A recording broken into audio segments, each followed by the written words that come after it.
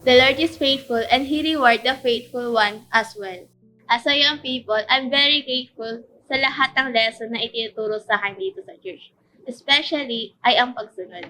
As I understand more the importance of obedience, mas naiintindihan ko rin na ang pagsunod ay hindi patungkol sa nakukuha mo, pero patungkol sa puso mo habang sumusunod. At sa pagsunod ko sa Lord, hindi naging smooth ang journey ko. I experienced trials that tested my faith. Dumating yung panahon na sinubukan ni Lord when it comes to my finances. At sa kabila na ito, buo ko pa din na ibibigay ang aking tithes and offering. Hindi ko hinahayaan na ang pagsubok ko sa buhay ang maging dahilan ng pagiging unfaithful ko kay Lord. At sa pagpapatuloy ko, nagparana si Lord ng pabor sa buhay ko.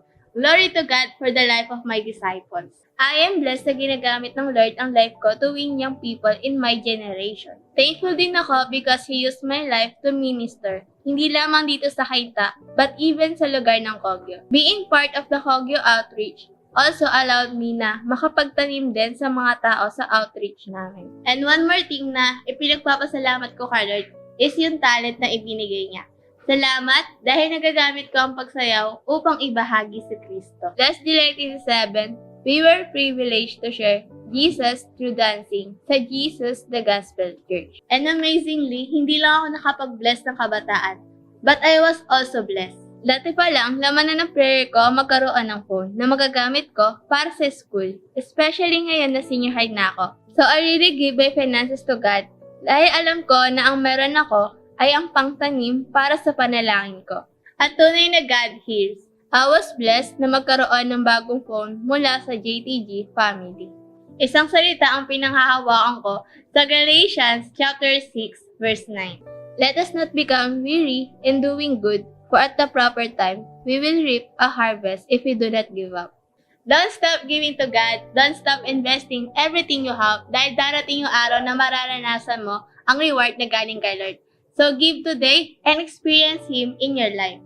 I am Mary G. Magatao, nagtatapa sa Diyos na kailanman ay hindi nagkulang. God bless you, Gian! And sabi dito sa Luke chapter 6 verse 13, give and it will be given to you. Good measure, pressed down, shake together, running over, will be put into your help, into your lap. So, as a kabataan, bilang kabataan, kailangan din nating matutong magbigay. Sa pagbibigay natin, merong tayong matataniman na kapwa kabataan. Hindi lang kabataan, pero pamilya din ng mga kabataan. Sige po, sa mga nakakuha na po ng offering, tayo na po tayo. And pag-pray po natin yung ating offering. And pangalanan po natin yung offering po natin. It's either sa pag-aaral, finances, sa family, sa lahat ng mga kailangan natin, si Lord yung mag-provide. Sige po, tayo po tayo. Yes. Yan, tayo po tayo lahat. Yan.